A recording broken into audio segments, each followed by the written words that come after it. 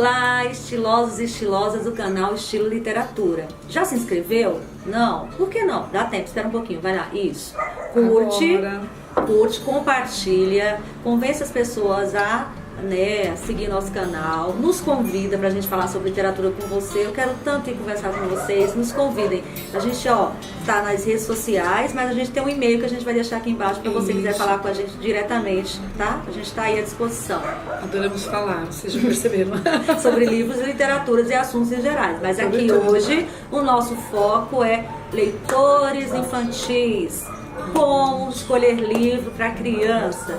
Professor, pais, tios, dindas como eu que quer dar de presente livros, sabe? Irmãos, se você quiser presentear, livro é um presente. Sim. Um presentão. A Vanessa quer falar pra vocês sobre o conceito de infância, quando ela surge, né, Van? Enfim. É uma pesquisadora. Eu achei muito bacana, muito interessante nas minhas pesquisas. Eu encontrei informação de que até meados do século XVIII, gente, século XVIII, nós estamos no século XXI, né? Século XVIII, a criança, né, em si, a figura criança, ela não existia. Foi a partir daí que surgiu a figura criança, o ser criança. Até então, a criança, ela frequentava o que? Os meios sociais, as rodas literárias, as participações sociais, elas eram junto com os adultos. Então, para pensar, né? O que era, né? Uma criancinha lendo, né, os grandes clássicos, enfim, nada adaptado, porque não existiam as adaptações, né? Era uma leitora de grandes clássicos, de autores daquela época, que os adultos também liam. Não havia separação de espaço. Não existia. Sai a criança da sala pra gente falar sobre esse assunto. Não. Isso. Não era. Eles eram tidos assim como seres iguais. Sim. Só que eles eram menor estatura.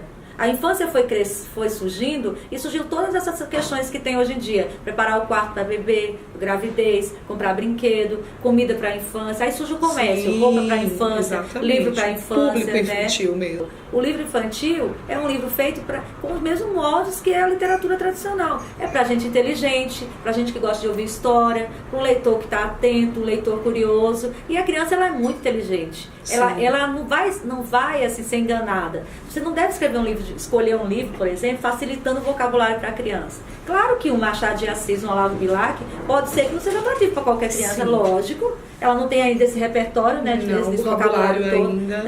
Mas assim, você vai escolher um autor que fale com a criança de forma inteligente, que ele conte boas histórias, que ele não fique repetindo, sabe, a baba do boi, bobô, babá. Não existe mais. No século XXI, as crianças querem ouvir histórias bacanas. Sim. O Monteiro Lobato já sabia disso. O Monteiro Lobato é um grande sucesso literário. Ele é o nosso primeiro escritor a pensar na nossa infância brasileira, com personagens interessantíssimos como a Emília, que fala sobre política, que fala sobre o empoderamento da mulher, que fala sobre questões sociais, classes sociais, que mistura o conto de fada com a questão do imaginário daqui do Brasil, que Saci Pererê, Cuca e tudo mais, né? Ele é inteligente, ele conta uma boa história. As fábulas são gêneros muito bacanas porque se caracterizam porque animais falam, né? Criança gosta de bicho, a maioria, assim. É muito mágico o animal falar. Né? Sim. E aí eles passavam uma mensagem no final. A fábula é um gênero datado por causa dessa questão de passar uma moral. E aí os contos de fadas, eles a princípio pelos irmãos Grimm, eles eram catalogados. Eles trocavam às vezes assim: Vanessa, você tem uma boa história? Tem. Então eu tenho 1 litro de leite, eu troco por uma boa história.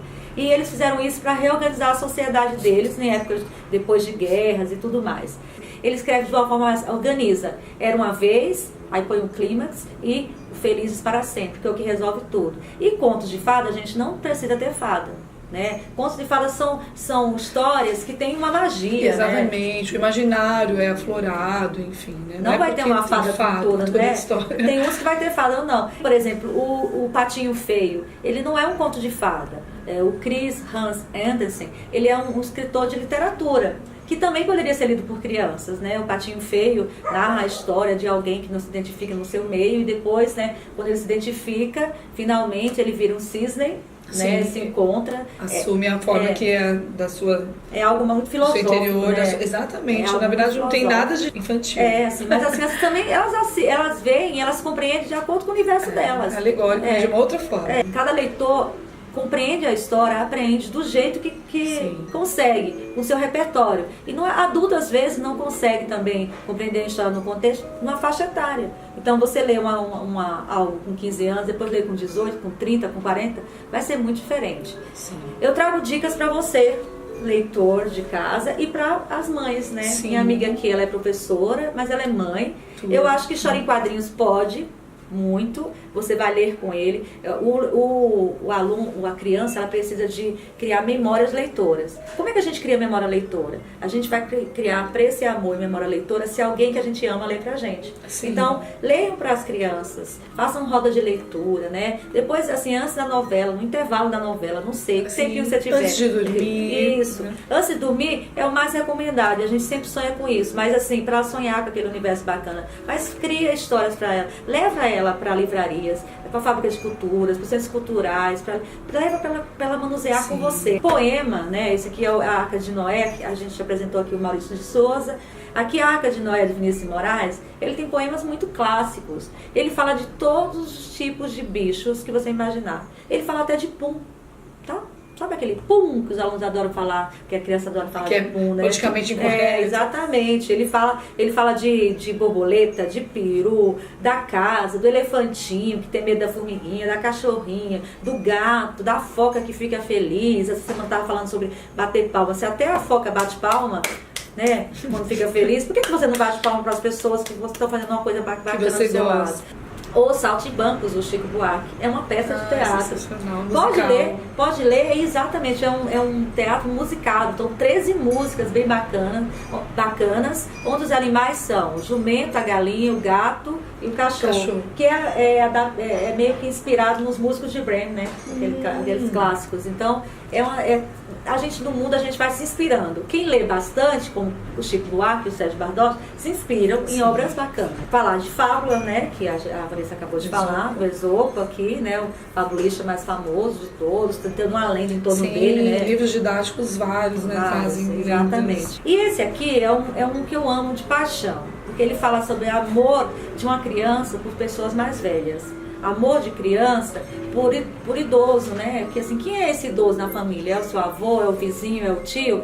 E o Guilherme, ele conta, né, nesse livro aqui, ó, Guilherme Augusto Araújo Fernandes, que é do Menfox, eles conseguem nos emocionar narrando a história de um menino que ama uma senhora de 94 anos. É linda a história. A história é muito linda, é emocionante. Eu não vou dar o spoiler. A minha dica é essa pra você, mamãe. Pra mim, inclusive. Pra vocês aí de casa. Procurem livros que conte história de forma inteligente para a criança. Exatamente. E tenha imagens bonitas, porque elas gostam de imagem, elas precisam de imagem. Façam boas escolhas. Sim, faça um projeto com você, seu filho, sua filha, não importa, eu tenho uma filha. Ela também tem um canal no YouTube. Depois a gente pode colocar o endereço aqui, né? E se você ler contos de fadas dos tradicionais, dos antigos, existem princesas, como tem uma que é um conto japonês, Pequetito. É um conto de fada japonês. Quem salva o Pequetito, que é o príncipe samurai da história, é a princesa. Depois que essa mudança toda social na sociedade, tiraram o poder que as princesas têm. Antigamente, nos contos de fadas, as princesas elas tinham poderes. Elas não só dormiam e recebiam beijos, não. O príncipe encantado nos contos de fadas, ele nem tem nome. Eles surgem lá para aparecer, para salvar. Ele é um príncipe. Tem um adjetivo. Ele é uma figura assim. Sobre contos de fadas, eu vou botar para vocês um conto de fada coreano que fala sobre a questão de você não prender as histórias nos livros. Livros que não são lidos, as histórias estão presas, é perigosa. Liberte as histórias. Leiam para as crianças para ampliar repertórios, vocabulários, imagéticos, falar sobre sentimentos. Mundo criativo, né, da verdade, da criança. Tem uma editora chamada Pulo do Gato, que ela escreve livros que falam sobre temáticas que os pais não conseguem abordar com criança, como morte, doença, partida, tristeza. Então, assim, os livros não são terapêuticos, eles não servem, eles não vai substituir. Não, vamos fazer o papel de você educador, né? De mãe, de pai, suprir carência, não. Mas vamos abordar assuntos que você talvez não saiba como abordar. Sim, exatamente. E conversa com eles sobre esses livros, tá? De acordo com a faixa etária, tem que ter uma conversa contextualizada, porque eles não fazem essa diferença de que isso é real. Esse link, né? Tem que fazer. E depois que eu li com minha filha, eu conto pra vocês experiências de como foi. Tá bom? Muita literatura pra vocês, inscrevam-se. Muito. Crianças, adultos, todas as faixas etárias. Fique conosco. Estilo e literatura. Chamado de Espíritos Libertos. Um menino coreano gostava muito de ouvir histórias, mas em vez de contá-las aos outros, guardava-as para si, do mesmo jeito que um avarento esconde suas moedas. Toda vez que escutava uma história nova, prendia seu espírito numa bolsa velha, que logo estava estourando de cheio. O tempo passou e o menino virou homem. No dia em que ia se casar, seu criado ouviu vozes murmurando na velha bolsa. Eram os espíritos das histórias que resmungavam irritados. Estamos sufocando aqui dentro e ele nem se importa. Quem ele pensa que é? Mas hoje podemos finalmente lhe dar o troco. O espírito sugeriu que colocasse uns morangos venenosos no caminho do rapaz. E o fizeram.